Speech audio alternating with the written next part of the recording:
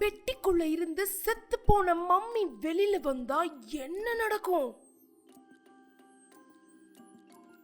அப்படி ஒரு கதையை தான் நாம இப்ப பார்க்க போறோம். அந்த ஊருக்கு நிறைய ஆராய்ச்சியாளர்கள் வந்தாங்க. மண்ணை தோண்டி நிறைய பழைய கால பொருட்கள் எல்லாம் எடுக்கிறாங்க.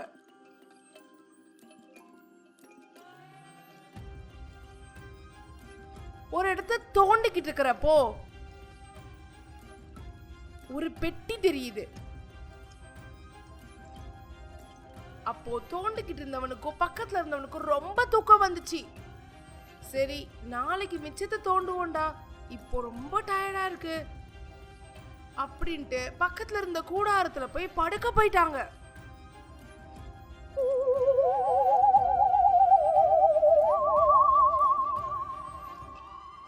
அப்படியே அந்த பெட்டி ஓபன் ஆகி அதுல இருந்து ஒரு அமானுஷ்யமான மம்மி வெளியில வந்துச்சு.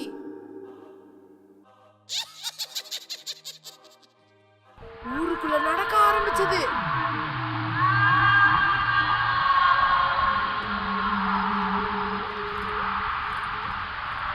ஒரு பழத்தோட்டத்துல போய் அங்க இருக்க பழம் எல்லாத்தையும் சாப்பிட்டு முடிக்குது. ஐயோ, எனக்கு ரொம்ப பசிக்குது. காட்டு பகுதியில போய் தூங்கிடுச்சு. இந்த பக்கம் கொஞ்ச நேரத்துல பொழுது விடியுது. ஆஹா, பல வருஷமா பெட்டிக்குள்ள இருந்தேன்ல, அதான் பசிக்குது. ஊருக்குள்ள போவோம். நடந்து வரத பார்த்து பயப்படுறாங்க. பசி தீராம அந்த ஊர ஆத்து பக்கம் போய் தண்ணிய அப்படியே குடிக்குது.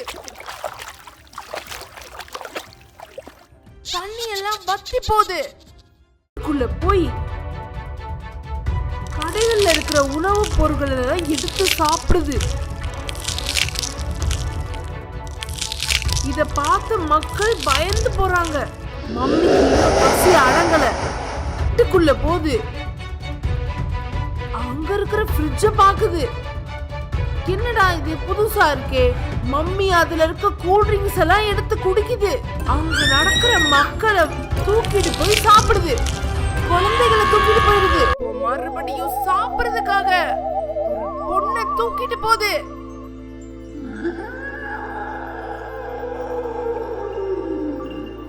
அப்பதான் கருப்பசாமி வந்தாரு.